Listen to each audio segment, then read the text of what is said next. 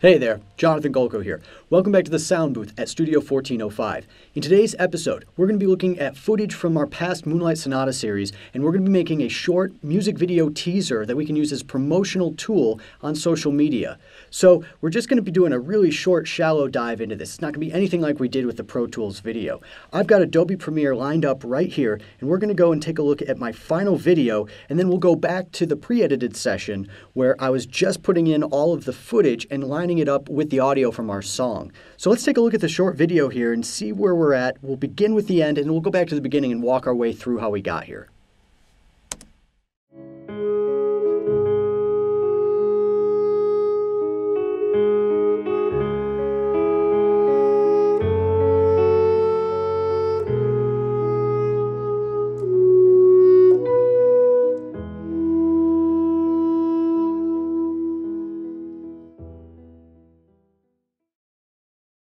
I've labeled this as PreEdit Sync. We're going to do another version of this same session, but we're going to resave it and rename it so that we have this as a total backup, and then we'll have this other session where we have all of our final edits put in place. Again, this is not going to be a video about how to use Premiere in all of its details, but what we're going to look at is how I brought some of this footage in, we did the sync, and then where I made my edits, and then finally where I put transitions so that all these clips went smoothly into each other. So to get all of the files here, what I did was I went to our main file folder and I dragged and dropped each one of these video files into our main project manager here. And then once you have that, you can just simply click and drag into the session. You may notice that while the video is coming up here at the top, we're not seeing any of the audio showing up down here at the bottom where it ought to be. One way that we can get around this is to go to our file here. We're going to right click and we're going to go to New Sequence from Clip. This opens another tab within our same session, and you'll see that we have both the video here on top and the audio at the bottom. To bring it into our other session, just simply click and drag. It's going to go right into this other tab, and you can see that it populates both the top and bottom fields for our video and audio. I'm going to hit Escape to get out of that. So what we're looking at here is all four angles all layered on top of each other. If you hold Shift and scroll up on the sidebar here, this is going to zoom in and enlarge all of the video frames. And you can see that I've labeled this as piano side cam, piano shoulder cam, bass clarinet side cam, bass clarinet front cam. And then if you hold Control and scroll up or down, that's how you can navigate the vertical of this field. So you can see at the top I have a final edit. Now we are moving pretty quick here and we're burning through the video editing aspect. If you'd like a more comprehensive explanation on how to edit multicam footage, I recommend you check out my colleague Rasha's video on how to edit multicam video using Adobe Premiere. You can find that on our YouTube channel at Studio 1405, along with a handful of other videos that will also help you navigate Adobe Premiere as well. Now, proper video editors are going to have other techniques that will probably be easier than what I'm about to show you. But for us, the home music producer, who have to do this video editing on our own and can't outsource it to a proper video editor, this is going to be a quick fix that also kind of relates to how we've been operating in Pro Tools when it came to editing. So what we'll see here is that after lining up all four of these angles, I left this top one open for the final edit. We're going to do something similar to Pro Tools where we just took our various little clips and we just dragged them to the top of that channel. So I've already pre-selected where I wanted these cuts to be. This is going to be where scenes change as the music occurs. So the goal here was to create a 15-second music video trailer. Now we could have 15-second or 30-second trailers. We see this a lot with films when they're coming out and advertising their new release dates. We're doing something similar. In this song, I found that about 20 seconds was actually a little bit more realistic because of the tempo and style of this piece. Again, we don't want to have this be too long. We just want to get a taste of what the song is going to be. Depending on your music, you're going to want to try and fit that between that 15 to 30-second teaser video. So after we've brought in all of our takes and all of the audio that comes with them, we then brought in the master track, the final version of our song Moonlight Sonata. This is this one here in the green. Then I brought in all of the footage, and as I brought in the footage, I would sync that up to wherever the song was happening in the take, and that could be somewhere in any amount of 30 minutes of footage. So I went angle by angle, and I found where this song fit within that footage. And then once the music is set at the proper point in that take, then I just trim the beginning and end off of all that footage so I just have the moment that we want to use in our music video. Again, I've already done some trimming here in our PreEdit Sync to show where I wanted to have these scenes transition within the song. But from here, I would go to File and do Save As and create a new session where we can then do all of our editing. This is going to be that ultimate backup. This will be something we can always come back to if we do something in our other version and we just need to start from scratch. So from here, we're going to transition to the other session and look at the final details I made on that video. Alright, so you'll see that we've saved as a new session. I call this one Editing with Transitions. We have the same layout as before. We've got our tracks here, holding Shift on the Windows computer, scrolling up to enlarge those, and we can see the names and we can see all the files and what they actually look like. Hold Shift and scroll down to minimize those. And down here we have the audio, and it's going to be the same process like that. So just looking at the top here, I did this similar to how we would do this in Pro Tools, right? So we've got our multiple takes here. Each angle counts as a take. You see I left some gaps here in between each take so you can see which ones ended up becoming our final edit. So if we look at this one right here, the very first clip, this is coming from the bass clarinet front camera. So here in the editing section, we're looking at motion. This is going to be position and scale. This is keeping it really, really simple. We've got these diamond points here. These are going to be our anchors for where the camera sits. This isn't the original frame. If we were to bypass this, just like a plugin, we'd go here to the effects button, toggle the effect on and off. We're going to click. That's the full frame. Now, I knew that there was some of this with the light and the speaker and this light switch, and I didn't want to have those elements be featured in this video. So what I've done is I've essentially cropped and scaled this so that you're only going to be getting the instrument. Now for the motion here, we have these anchor points, these diamonds. So we begin down here at the bottom, and then as we go through this sequence, you can see that the video panned vertically up. Now if we look at the next clip, we've gone down here from the piano's shoulder cam. And again, here's what it looked like bypass. This is the full photo, right? You can see a little bit of our background production. We've got the screens, we've got our interface, we've got another session of Pro Tools, speakers, microphones. We don't want any of that to be seen in this clip. What we want to focus on right here is just the hands. We don't want to give away too much of the show right now. So with this clip, we're going to see it's a very subtle movement beginning here and then panning its way down towards the left.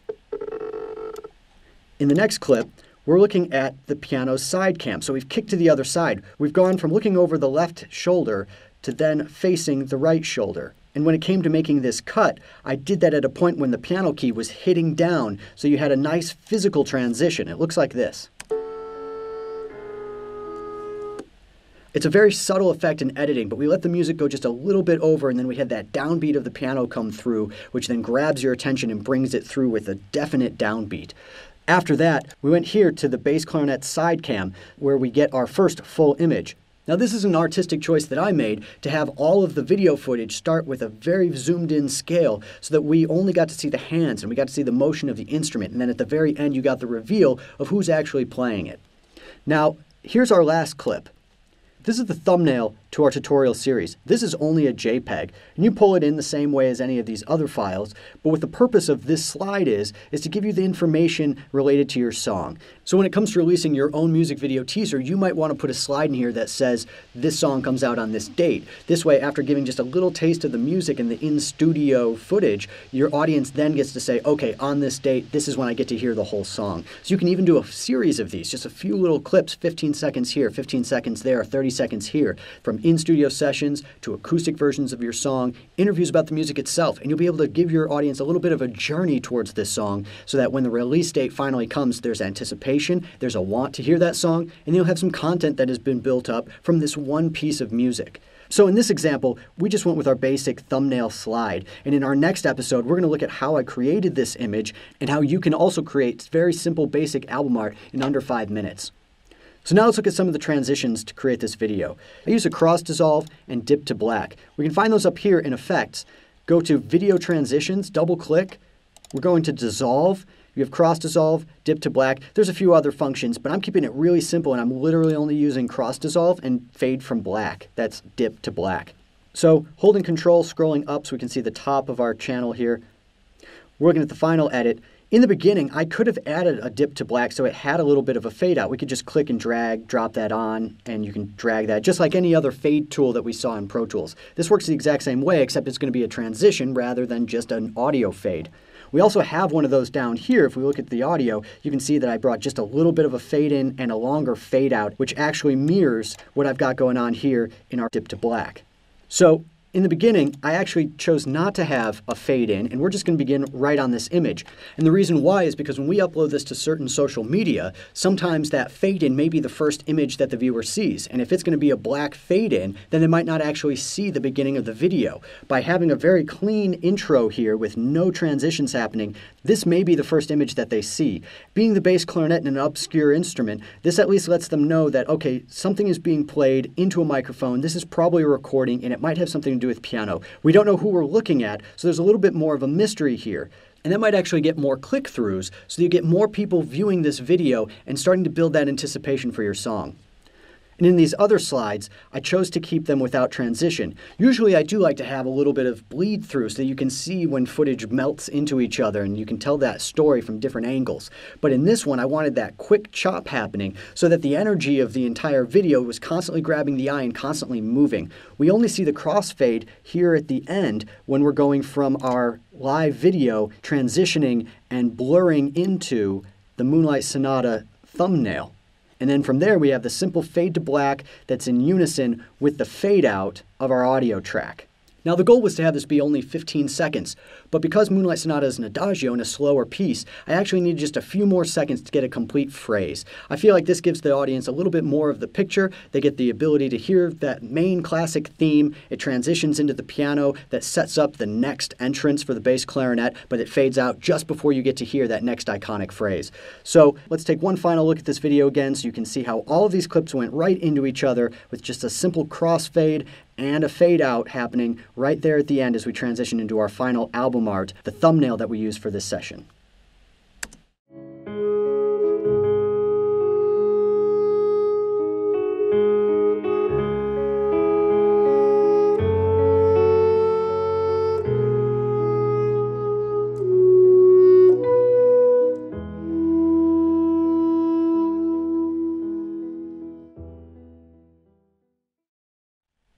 Okay, that does it. With this, we've just added an asset to our content collection. When it comes to distributing content, think of it like an artist of filmmaking. When a new movie is going to be released, we're very accustomed to seeing up to 3 trailer videos leading up to the show's opening day. Each trailer shares a piece of the plot, including the main characters, aesthetic imagery of the environment and the surroundings in the story, and a soaring soundtrack that stimulates our interest with epic build-ups, bass drops, and inspiring melodic themes. But the promotional aspects don't just stop there. Besides motion picture, we have the world of still photography to consider.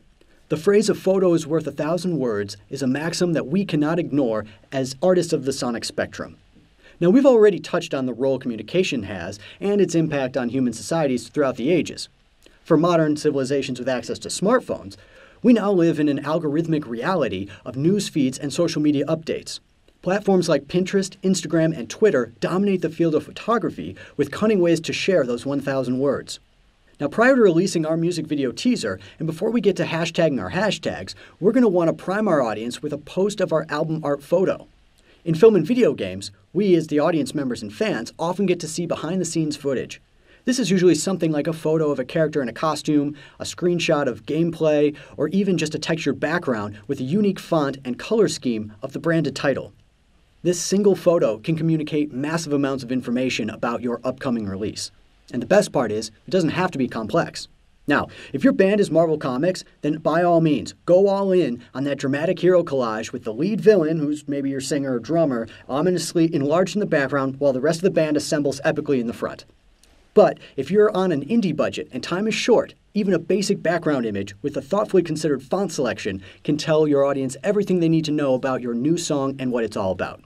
In our final episode, using images from our Moonlight Sonata series, we'll open up Adobe Illustrator and look at another free internet-based platform to create simple promotional album art images that can be used in social media posts, thumbnails, posters, and more. We'll also take a brief look at how to use different textures and fonts to help deliver the message and vibe of our artistic brands to our audiences. Until next time, I've been Jonathan. Keep creating.